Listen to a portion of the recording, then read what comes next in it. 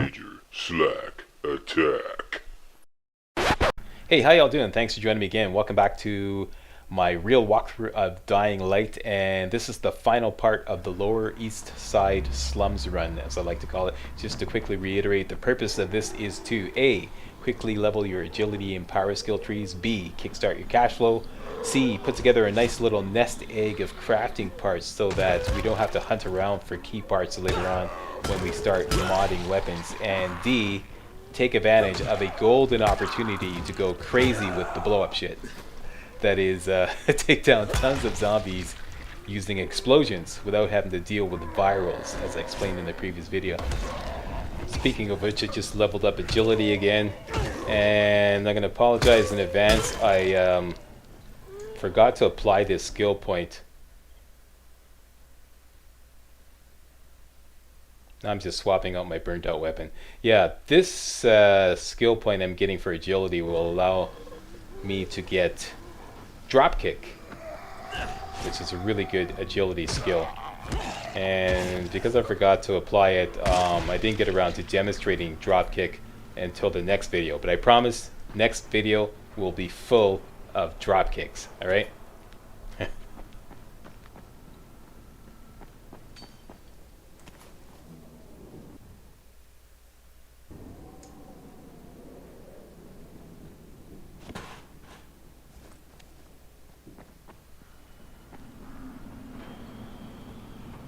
Duct tape. Handyman secret weapon. There's some more.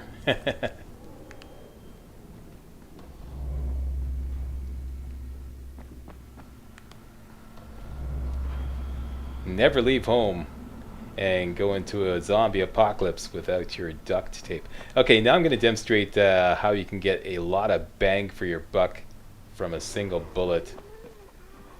This is one good use for bullets. If you don't have very many, as you probably won't when you picked up the pistol earlier on, as I did, this is one good way to use them. Yeah. Any red barrel with no gas spill can't be set off using firecrackers, so instead, just shoot it.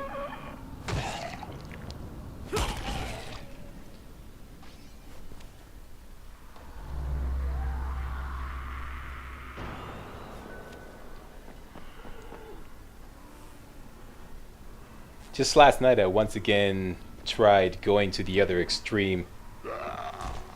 By the way, get your grappling down, eh? If there's one skill you should really practice, I really put it to the zombie, yeah, is grapple. Grapple will be useful all the way through the game, and it will help you deal with a lot of the tougher enemies in the game. Even fast-moving human enemies and virals can be grappled. If you get your grappling down, it's going to be a lot easier. Yeah, last night I once again tried going to the other extreme and seeing how far I could go in Dying Light without doing any looting at all and just free running past everything. Okay, and I got a little further this time because I'm much more experienced at the game. I tried this way back when I first got the game. I was curious. This actually was because Spike, he kind of misleads you. I don't want to give away any spoilers, but later on, when we start doing the first assignment mission, he kind of misleads you into how to deal with zombies, and he tells you, like, stick to the rooftops and use firecrackers. But if you take that advice too seriously, you're going to end up playing the game wrong, and you're going to screw yourself over. You really have to get down and dirty. You have to get in and do combat with these zombies. Otherwise, you're going to get left behind.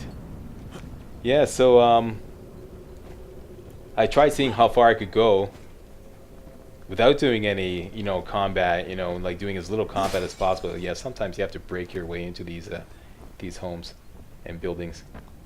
Yeah, without doing any combat, just doing free running, sticking to the rooftops, and running past all the zombies and only engaging when I absolutely had to. And the second mission, once again, without giving away any spoilers, the second mission was the cakewalk. That's this mission here, first assignment. Third mission, things started getting a little out of hand when I had to do this one hellacious run for your life part. And those of you who have played the game probably know exactly what I'm referring to. That would have been much easier had I unlocked some safe zones as I usually do, but I didn't because, as I said, I was doing this experiment. The fourth mission, which is a really long ass mission, really started putting a strain on my meager resources and required some very imaginative gameplay to survive. You know, this is probably where we'll start breaking down for those who are new to Dying Light. Once you get to the fourth mission, if you don't know what you're doing and you've been relying heavily on free running to get through the game, this is where the game's really gonna start screwing you over. And once you get to the fifth mission, free running past the enemies isn't an option at all. It's just not an option. Once again, not to give away any spoilers, but you have to fight. You absolutely have to fight. So, yeah. You must prepare, okay? So, this is the time to do it. Once again, I never ever get sick of grappling zombies into those spike traps. It's so satisfying. And here's another zombie 4th of July, as I like to call it. Throw a firecracker at a gas spill, a red barrel gas spill. And Houston, we have liftoff.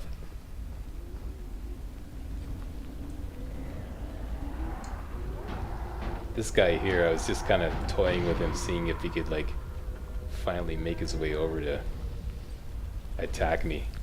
Come on, you can do it. Come on. Come on. Aww. What's the matter? A little too hot to handle? Arr, arr, arr. Yeah.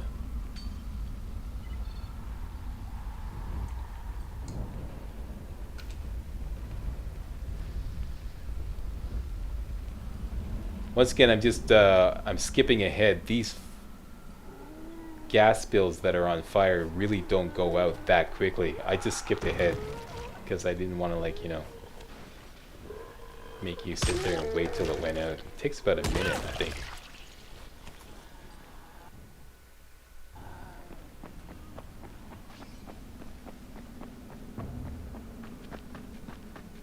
Now we're going for the final locked chest that I know about in the Lower East Side of the slums. It's a hard locked chest. It always gives up a blue. It's right here. I'll show you the map there.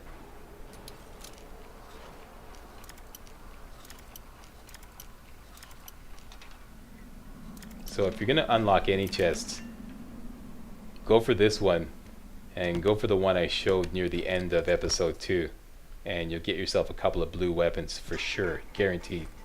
Alright? So if you don't feel like hunting around for the other chests, go for those two at the very least. So I got myself a nice claw hammer, good damage. That becomes the weapon of choice now.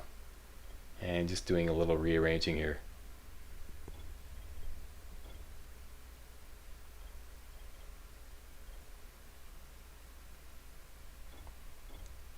One gripe I do have about this game is I find the inventory very clunky. It's clunky as all hell to navigate around that inventory. Seems like the guy who was in charge of designing the inventory was either, like, you know, AWOL for a lot of the development days, or just didn't have it all together.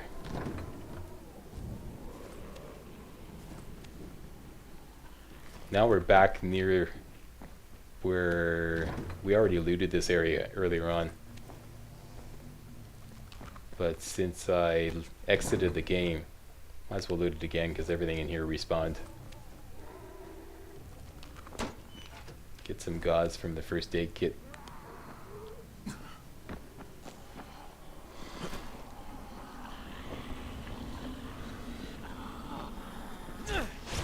And there is Dr. Zare's safe zone.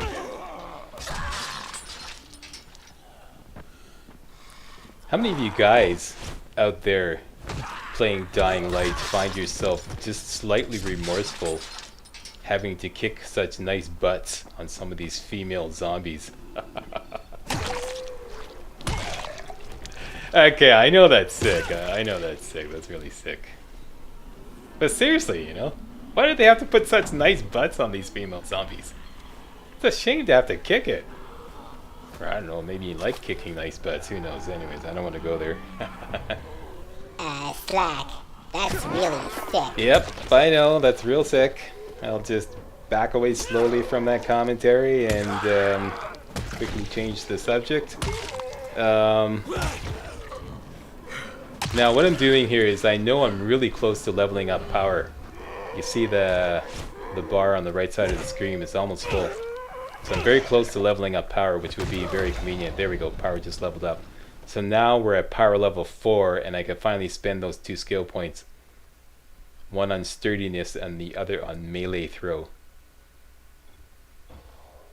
So get melee throw, we can now throw our melee weapons. Hold down the aim button and press the attack button to throw your melee weapon. And now I'm finally getting drop kick in the agility skill tree. Sorry about that, I should have got that earlier as I explained. And I will be doing lots of drop kicking next video, okay? Now I'm in a kind of like what the hell mode. These zombies are here. Got a nice gas bill and a couple of traps, spike traps here. Might as well do them in before I call it a video. And because they take their sweet time getting over to the gas bill, I go, you know what? I haven't demonstrated Molotov cocktails yet.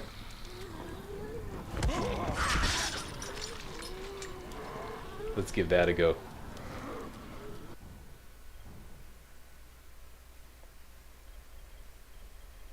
Molotov cocktails can be made using alcohol and string. See that? You see that zombie just walked into that spike trap there? And I didn't get any points for that. You see that? That's a clear example of that. You gotta watch for that. Yeah, Molotovs. Why haven't I been using them? Because I usually like to save them for large groups of zombies, okay? Get the most bang for your buck. I don't like to use a Molotov or waste a Molotov on even half a dozen zombies is not really enough. But there, I did it anyways.